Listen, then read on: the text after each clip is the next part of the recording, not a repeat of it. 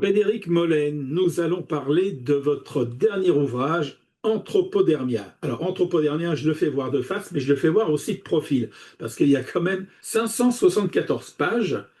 Mais je dois dire, ça se lit comme presque d'une seule traite, hein. Un soir d'insomnie, par exemple, moi, j'ai été surpris à la vitesse où j'ai lu le bouquin, parce que je pensais mettre beaucoup plus de temps, mais j'ai été vraiment pris dedans. Alors, Frédéric Mollet, vous êtes lauréate d'un prix prestigieux dans le monde du polar, c'est-à-dire le prix du Quai des Orfèvres, il y a quelques années, et c'est votre domaine de prédilection, le polar, le thriller. Oui, tout à fait. Ça ne s'explique pas, c'est en soi. Voilà, parfois il m'arrive de rêver écrire tout autre chose, mais non, mon truc c'est le thriller, c'est le polar, c'est la littérature noire. Voilà, c'est en moi, c'est comme ça.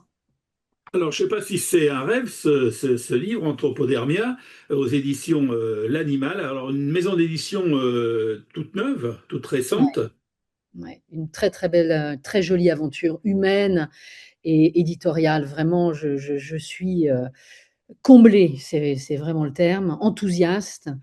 Cette proposition est venue de l'équipe du président et de la directrice générale des éditions Hermann, qui donc bien connue dans le domaine des sciences humaines, des beaux Oui. livres, et qui fêtent leurs 150 ans en 2026. Et à cette occasion, Noël Memaraglou, la directrice générale des éditions Hermann, a porté le projet de création d'une autre maison d'édition vouée à la littérature noire cette fois. Et elle m'a, dès le départ, donc début 2024, proposé d'ouvrir cette maison avec l'un de mes romans. Donc j'ai été touchée et je suis merveilleusement accompagnée. Voilà, c'est une équipe extraordinaire. J'ai pas d'autres mots. On commence en 1475, donc je me dis, ça y est, on est dans un roman historique, un polar historique, dans la veine d'Umberto Eco et d'autres. Et puis pas du tout, parce que en 1475, au pied de Notre-Dame, une jeune maman, une jeune mère, jeune Agnès se fait assassiner. Et puis, hop, chapitre suivant, on se retrouve à Istanbul et on fait connaissance avec une autre jeune femme qui se fait elle, enlever par un taxi et on s'apercevra que cet enlèvement a été commandité par le meilleur ami de son père. Alors, bien sûr que dans un polar, on ne peut pas trop dire ce qui se passe. Alors, je vais vous laisser surtout raconter le décor déjà. Un conseiller du président de la République émet des doutes sur le suicide d'une de ses amies très, très proches, très chère, sa maîtresse, pour tout dire. Et il part,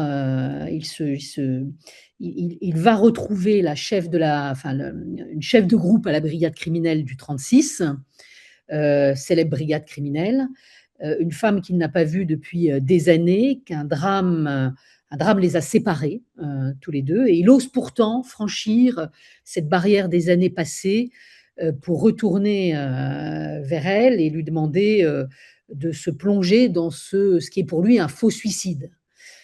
Très vite, ces personnages, les enquêteurs, vont se retrouver dans une course contre la montre et plongés dans un secret millénaire, d'où le Moyen Âge, la Turquie contemporaine, mais aussi Moscou, Paris dans les années 40, et puis bien entendu le corps du roman aujourd'hui à Paris, cette équipe qui tente de dénouer les fils de ce mystère, de ce secret millénaire, et Alors, assez sordide. voilà. Parlons donc de ces personnages, des deux personnages. Enfin, il y a plusieurs personnages forts dans ce livre, mais il y a quand même effectivement cet homme, Samuel, qui a l'oreille du président, on pourrait dire. C'est quelqu'un qui a une particularité, en fait, parce que c'est quelqu'un, comme vous dites, il ne croit pas à la mort au suicide de cette jeune femme, alors que tout le monde veut mettre un peu la poussière sous le tapis, et puis, bon, moins on en parle, mieux on se porte. Bon, lorsque je me lance dans l'écriture d'un roman, il y a toujours une idée majeure qui s'impose à moi. Bon, alors une idée, ça vient d'une coupure de presse, de quelque chose qu'on a entendu à la radio, à la télévision, d'une conversation, enfin tout d'un coup quelque chose qui s'enracine en soi et on sait que ça sera forcément l'objet d'une intrigue. Ça tombe sur soi comme un gros boulet, là, et on sait qu'on s'en débarrassera que quand on le couchera sur le papier. Il y a toujours deux, trois idées secondaires, donc on met toujours tout ça dans un shaker et on secoue, et puis on voit si tout ça peut se réunir, etc. Et vous mettez le doigt sur une de ces idées secondaires, c'est-à-dire j'avais envie d'évoquer ce qui s'appelle la synesthésie, cette particularité du cerveau qui fait que celui qui est synesthète éprouve un mélange des sens. C'est-à-dire un stimuli sensoriel va provoquer des connexions additionnelles, bien malgré soi. Il paraîtrait que tous les enfants sont synesthètes et que 4% seulement de la population le reste. Alors, c'est très basique, ça peut être simplement voir les chiffres ou les lettres en couleur, les notes de musique, on prétend que de grands musiciens sont synesthètes, ce qui leur permet une double lecture de la musique, à la fois évidemment les notes sur un papier, mais il y a ces notes en couleur qui donnent un aspect visuel dans leur cerveau, et qui fait qu'ils relèvent la fausse note, les bons accords, grâce aussi à cet aspect-là des notes musicales qui deviennent en couleur, qui sont en couleur. Donc ça peut paraître complètement incroyable pour le commun des mortels, si je puis dire, mais c'est une réalité que vivent un certain nombre de gens. Puis ça peut aller très loin, la synesthésie, c'est-à-dire des sensations peuvent avoir un goût, peuvent avoir une forme, même visuelle, qui échappe. Une tomate peut être triangulaire dans le cerveau de celui qui est synesthète. Enfin, il y a des choses assez incroyables. Et donc, j'avais envie qu'un de mes personnages soit synesthète. Donc voilà, c'est tombé sur Samuel, conseiller du président, et bien sûr, sa synesthésie lui donne une intuition un peu différente de celle des autres. Voilà, Ou il a personne. effectivement une perception. On peut dire qu'il perçoit chez les gens. Il a un aspect, on dirait aujourd'hui un peu, puisque c'est un peu la mode, mentaliste, etc., puisqu'il perçoit une sorte d'aura chez les gens et d'éléments bon, qui lui permettent de voir presque tout de suite si les gens sont dans les clous, s'ils ne mentent pas, s'ils sont honnêtes, s'il n'y a pas ils n'ont pas Tout à une fait. double personnalité, etc. Tout à fait, il ressent ces choses-là. Alors, c'est jamais du 100%, mais il le dit lui-même, il l'explique, mais effectivement, globalement, il a cette perception-là. La période Moyen Âge a introduit le roman. Ensuite, on est vraiment, on fait des sauts, on passe à Paris sous l'occupation, par exemple. On fait connaissance du milieu interlope de Paris où les artistes, les cabarets, les clubs et puis l'occupant vient s'amuser. Et on s'aperçoit que là aussi, tout n'est pas blanc-bleu et qu'il y a tout un tas de trafics qui se font, notamment dans les trafics du monde de l'art, des objets d'art. Et c'est un peu, alors je vais peut-être pas dévoiler exactement, mais on est un peu dans ce domaine-là où on commence déjà à percevoir vers quoi on va aller. Mais Ouais. vers quoi on va aller, en fait, c'est quand même assez surprenant, étonnant. D'ailleurs, honnêtement, moi, je savais pas que ça existait. Ouais, ouais, ouais, ouais. Tout part d'une réalité, effectivement. Alors, comme vous le faites si bien, on ne va pas dévoiler trop. Je vois que presque vous jouez à ni oui ni non, vous évitez Oui, oui, oui, le mais c'est sujet majeur, difficile mais parce bravo. que C'est difficile, parce que je suis bien d'accord. Donc, effectivement, tout part d'une histoire vraie, un fait d'actualité qui m'a, enfin, devant lequel je suis restée bouche bée. C'était en début 2024. Euh, Quand j'ai entendu cette nouvelle, je n'en ai pas cru mes oreilles. J'ai donc effectué des recherches et j'ai réalisé effectivement à quel point ce sujet majeur de mon roman était une réalité connue. Certains travaillent dessus, font des recherches avancées sur le sujet. Et effectivement, on a peine à y croire, et pourtant, c'est bien là. on ne sait pas trop qui est derrière. Alors, dans le roman, il y a des personnages. Hein. Il y a un mystérieux Monsieur Gauthier, on va dire son nom. Hein. Tant pis, voilà. Et puis, il y a aussi un Russe, Oui, il y en a Sokolov. plus. Alors, c'est quoi? C'est l'ombre du Kremlin ou c'est le Kremlin dans l'ombre? Alors, ça aussi, ça fait partie des idées secondaires. On sait tous que l'art est un sujet complexe, et notamment en temps de guerre, c'est-à-dire les trafics se font, et là actuellement, par exemple, la guerre en Ukraine nous montre une fois de plus, hein, parce qu'il y a un gros trafic d'art depuis 3 à 4 ans qui s'opère. Il y a d'ailleurs eu en 2024 une série de vols dans des bibliothèques européennes, des vols de livres d'auteurs russes qui ont manifestement été rapatriés en Russie et commandités par des amateurs de cette littérature, par des oligarques, par probablement peut-être le pouvoir russe, hein, tout ça est très lié. Donc en effet, ça m'a permis d'entrer dans les arcanes de ce qu'on appelle les Vori Vesakon, c'est-à-dire cette mafia très particulière de Géorgiens notamment, et qui s'est installée, qui s'est répandue un peu partout dans le monde, mais qui est née en Russie. Et qui joue un rôle effectivement dans ce roman, en effet. Qu'est-ce qu'on peut dire de plus?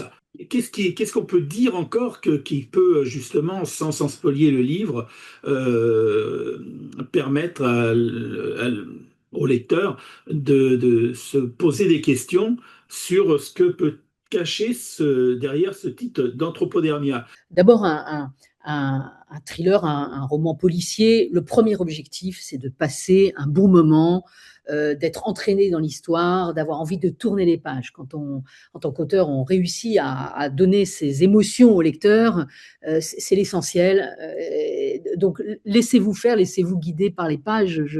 Voilà, c'est ça le plus extraordinaire. Alors, bien sûr, ça, c'est le premier niveau, mais c'est le niveau le plus essentiel, me semble-t-il, d'un roman policier. Et puis ensuite, bien sûr, on le sait, le roman policier, la littérature noire, c'est un questionnement. C'est quelle place à l'homme au milieu du chaos du monde. Les doutes, les inquiétudes, les peurs, l'espérance. C'est un questionnement sur tout cela. Quel espoir au milieu du chaos du monde. Donc bien sûr, cet anthropodermia, il expose la nature humaine à travers un de ces chaos, un des chaos de ce monde, mais à la fois les personnages qui ne sont pas dupes, qui sont réalistes, cherchent des fenêtres d'espérance, coûte que coûte.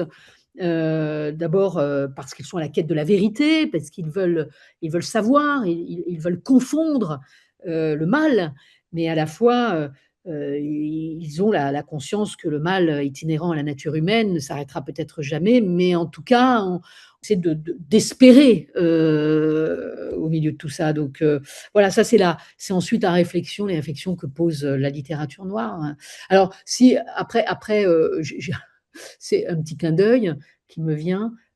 S'il fallait que je conclue là-dessus, et sur votre question, c'est le livre est un objet mystérieux. Dévorez-le avec prudence. Et celui-ci, je crois encore davantage. Voilà, donc allez, on fera la part du vrai et du faux dans tout ça. Quels sont le fond est vrai, les personnages, je pense qu'il y en a quelques-uns qui sont pas loin d'être vrais. Je sais pas Oui, si je me trompe, mais il y en a quelques-uns, j'ai l'impression. Et je crois que c'est impressionnant parce que on va vraiment après cette lecture. Moi, j'ai l'impression que je vais plus regarder les bibliothèques, les musées qui recèlent notamment des ouvrages anciens et qui font le bonheur des bibliophiles, sans penser à ce thriller, sans penser à Anthropodermia, parce que il y a à la fois une intrigue qui est passionnante, qui est captivante. Il y a une érudition qui permet d'entrer dans des documents historiques qui sont eux aussi effrayants. Et voilà, se peut que peut-être j'en ai eu un ou deux jours après quelques problèmes de sommeil après avoir lu le livre, mais bon, ça va nettement mieux maintenant. alors j'aime en écrivant, j'aime apprendre, donc faire des recherches effectivement, et ensuite transmettre. C'est vrai que j'aime bien quand on me dit bah, j'ai passé un bon moment, puis j'ai appris deux trois trucs. Voilà, je trouve que ça va plus loin que la seule intrigue, même si c'est bien sûr, ça reste l'essentiel, mais voilà, j'aime bien cette sensation aussi de pouvoir transmettre quelques petites choses qu'on n'a pas l'habitude d'entendre, qu'on ne sait pas forcément. Merci Frédéric Mollet, donc Anthropodermia, donc aux éditions L'Animal. Donc vraiment un polar captivant, hein. Là, il y a vraiment longtemps que j'avais pas lu un roman aussi conséquent et je dirais qu'il n'y a pas de longueur. C'est ça qui est extraordinaire dans ce bouquin. On se défile comme dans un film avec des passages, des personnages qui nous accrochent. C'est vraiment, vraiment passionnant. Merci à Ouais, vous. c'est sympa comme tout de le dire, merci beaucoup, ça fait chaud au cœur parce que vous savez, quand on écrit, l'important, c'est ensuite la rencontre avec le public et c'est ces mots-là qui donnent de l'énergie, quoi. En fait, on le fait pour ça, on le fait pour cette communication avec l'autre, hein, donc merci beaucoup, vraiment. Et donc, eh ben, lisez-le tous, allez-y. Ah oui, voilà, il faut le lire.